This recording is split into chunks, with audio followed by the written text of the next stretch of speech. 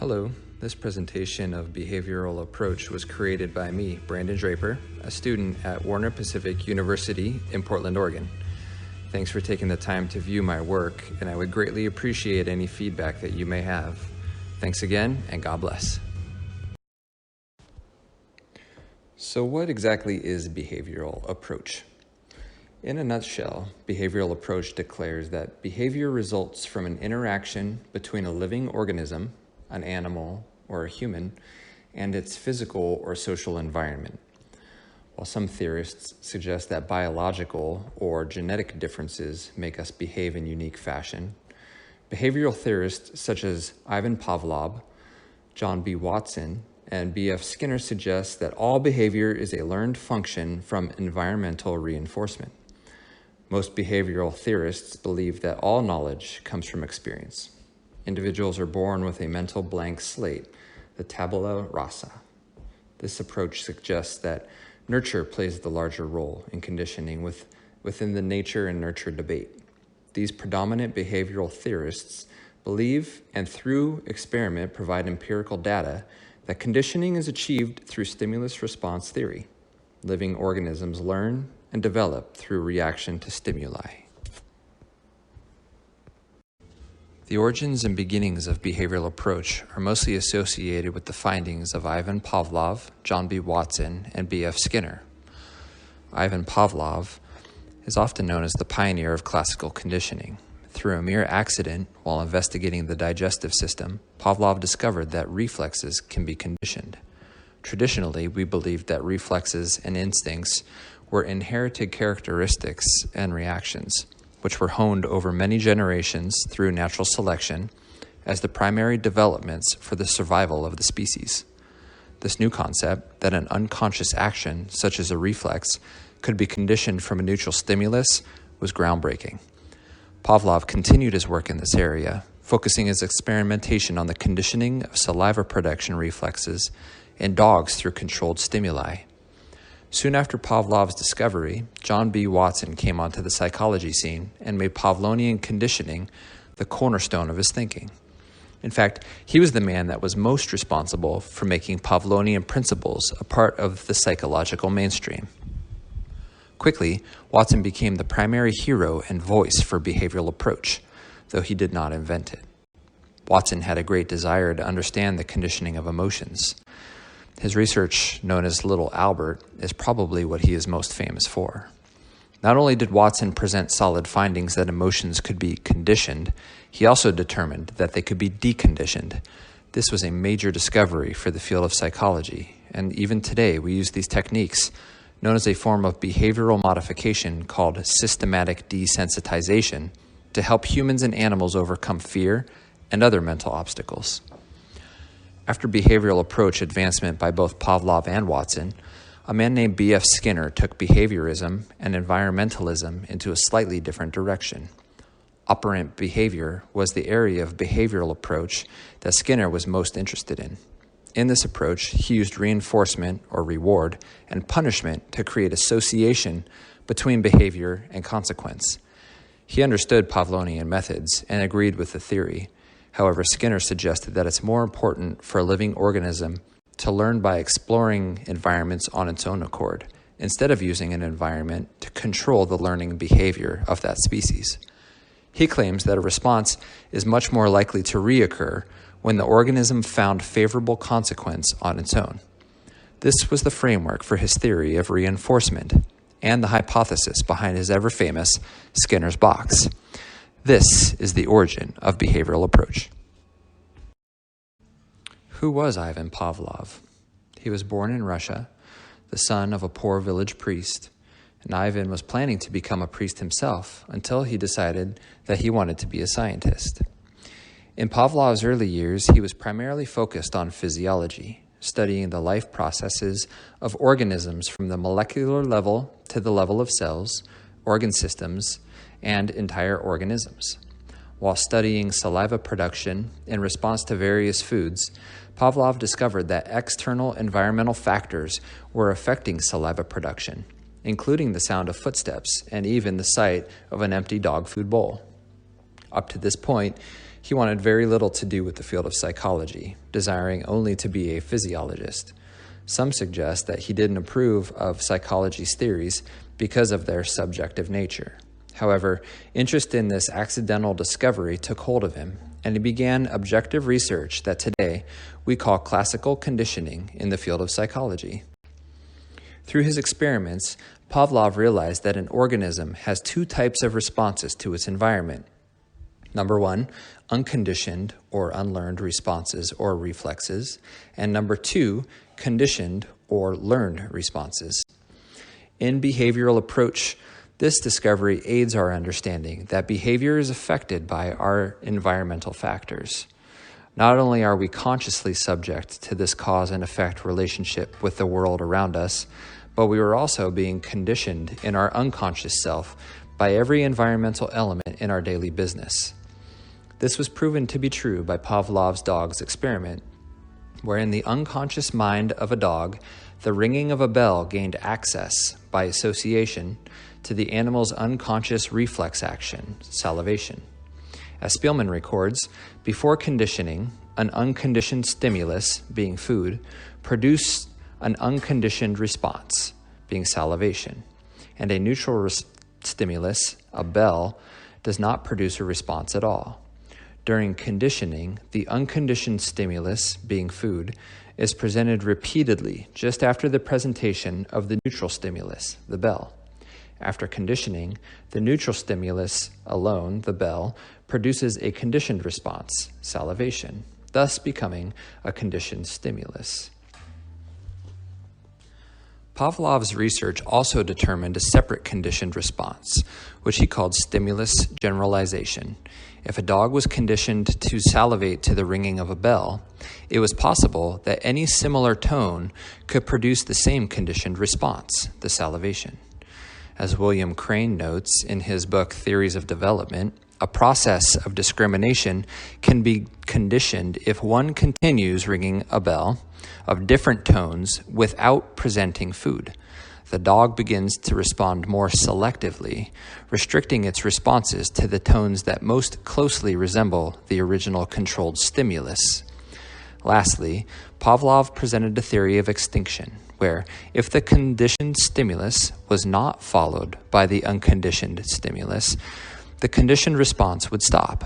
Yet after extinction, if the conditioned stimulus is immediately followed with the unconditioned stimulus, it would show spontaneous recovery.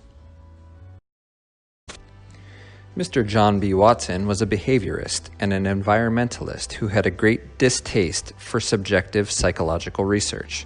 As William Crane quotes, that he argued that the study of consciousness through introspection had no place in psychology as a science.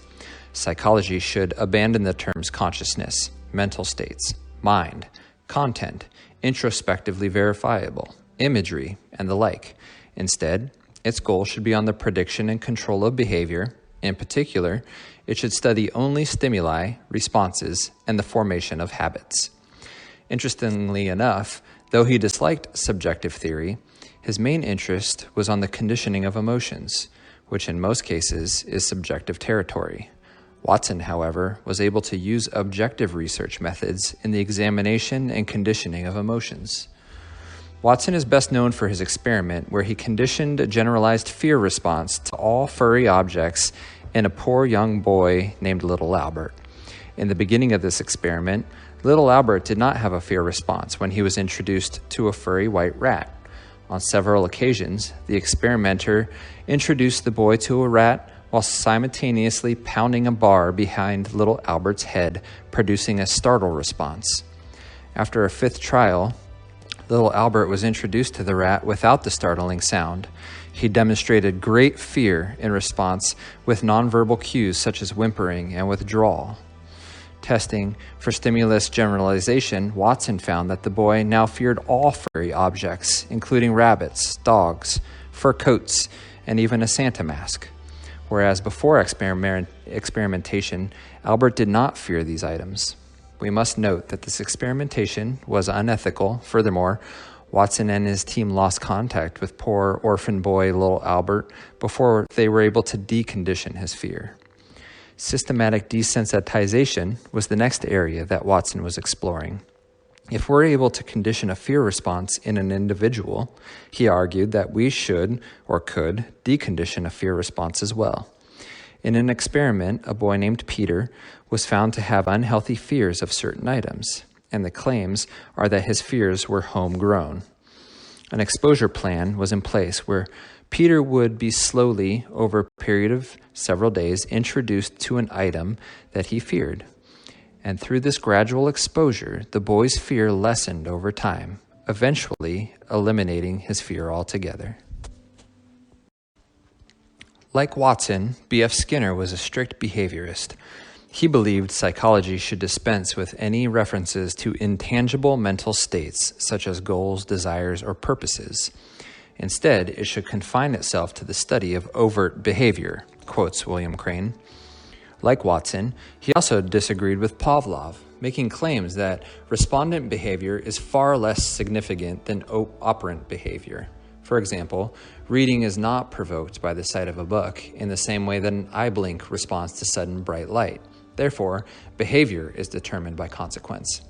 Skinner studied the behavior of rats in an apparatus that he built called the Skinner box. The box was essentially an environment where certain behavior could be rewarded. When a rat found and pressed a lever, a treat was delivered. In this experiment, Skinner was mostly interested in frequency of behavior, rates of responding when rewarded, and intervals of increased occurrence. Skinner found that the highest rates of occurrence were when reinforcement was immediate, typically within 5 seconds of the desired behavior. Skinner stated that operant behavior is not acquired quickly, nor immediately. It has to be shaped gradually, little by little. Simple behavior can be conditioned quickly, but functions that are complex or have chains of responses, such as learning to walk or using a utensil to eat from a dish, they require shaping. This process of shaping, also can be called methods of approximations, is when reinforcement is made contingent upon better and better approximations of the desired behavioral response. By using classical conditioning, therapists have had successful breakthroughs in areas such as behavior modification in children and helping adults kick unhealthy habits.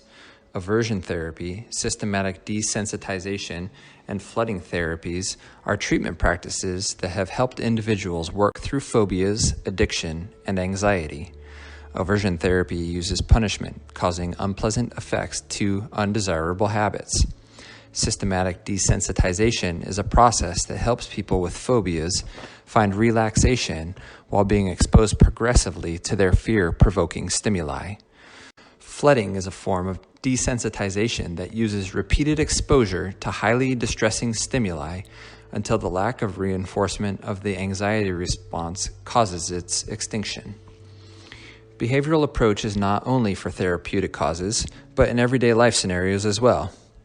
These behavioral effects might be subtle as our unconscious mind experiences our environments, but nonetheless, we are being conditioned. In advertising, we see associative learning principles used when an attractive model drives a specific car that a company is showcasing. Or we may see a famous and desirable personality talking on the newest cell phone model, or a professional athlete wearing a fancy new watch. According to research, a desirable personality that is linked to a product will cause an individual to see that product in a more elevated way than the individual that simply saw the product without the association. As parents, we use operant conditioning through reinforcement, developing in our children desirable behaviors and character qualities. By positively reinforcing good behaviors, the child will reproduce the behavior in anticipation for the reward or reinforcement. Likewise, by using punishment or consequence when an undesirable behavior is exhibited, the child will be less likely to choose that behavior in the future. We use these same techniques when potty training a puppy or teaching a dog appropriate leash walking behavior. We use rewards to encourage the behavior that we desire and punish or ignore with no response the behavior that we wish to be extinguished. Shaping, as described by B.F. Skinner, has helped modern-day psychologists like Lovaas in working with children. Appropriate, desirable behavior can be shaped. For example, a therapist might reinforce any sound that a mute child musters, even if the child uses his or her mouth to blow air. Once the child is making sounds, the therapist might say a word like ball, rewarding any sound that comes within the next 5 seconds. After that process, rewards follow the rules of the method of approximations. Any behavior, in this case speaking, that is increasingly closer to the word ball will be rewarded. In some cases, children are so silent that therapists might elicit responses or sounds by tickling or pressing lips together and letting air escape from the child's mouth. This process, known as manual prompts, violates Skinner's operant conditioning model as it removes the requirement of the subject freely emitting behavior. Nonetheless, it is in the realm of behavior modification through conditioning, and it is very beneficial in the modern world of therapy. It's important to recognize that there are many different learning theories, of which behavioral approach is just one. In our day, when unlimited information is at the fingertips of most of civilization, a uniqueness in ideology is vast. As I've been studying and learning about these many different theories of development, I've realized that there may not be one correct theory. In other words, I believe all theories have some truth. And when we see the bigger picture, it makes sense that everything that we experience affects our development, whether through our own discovery and curiosity, through social interaction, by cultural influence from teachers or mentors, or even genetically predisposed instinctual and reflex functions. Even learning at our own pace or being exhorted will affect our behavior, and cognitive development can be evident. Behavioral approach as a worldview means that we see a cause and effect or stimulus-response relationship from our external environment. As we move through life, we react, respond, and are affected by everything that we encounter. It's impossible for us to go about our day and be unaffected by our surroundings.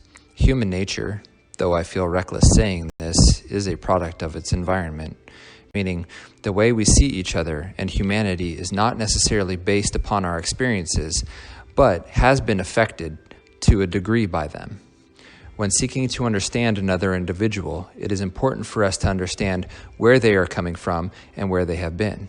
If we don't give this grace and mercy towards our brothers and sisters, we will find ourselves judging their perspective.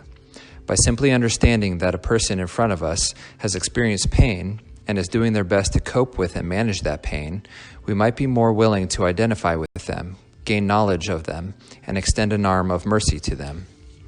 This worldview affects our perception and our perspective of relationship. We realize that the environment we create and the social interactions we conduct affect those we are in relationship with. With a behavioral approach in mind, I want to make sure that my home feels calm, safe, exciting, engaging, and comfortable for my children and my wife. Our home environment makes a significant impact on our lives and how we are developing.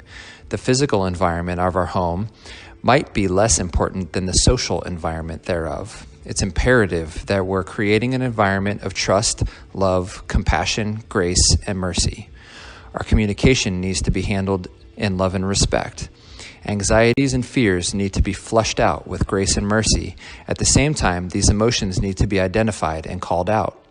Helping each other work through negative emotion is vital, and celebrating positive emotion is equally important. This environment, whether in poor or successful execution, will affect the cognitive development for all four of us, especially for the developing minds and spirits of our children. Making wise choices about which environments we choose to put ourselves in outside of our home is extremely important as well. Avoiding toxic environments seems like a logical decision. However, it is impossible to escape brokenness. It then becomes important to learn how to make appropriate judgments on what we take in, knowing that everything that we take in will affect our development and our behavior. It is possible to be in a bad place and be positively affected through close and careful examination of truth. Failure and adversity can be some of our greatest teachers as long as we're paying attention.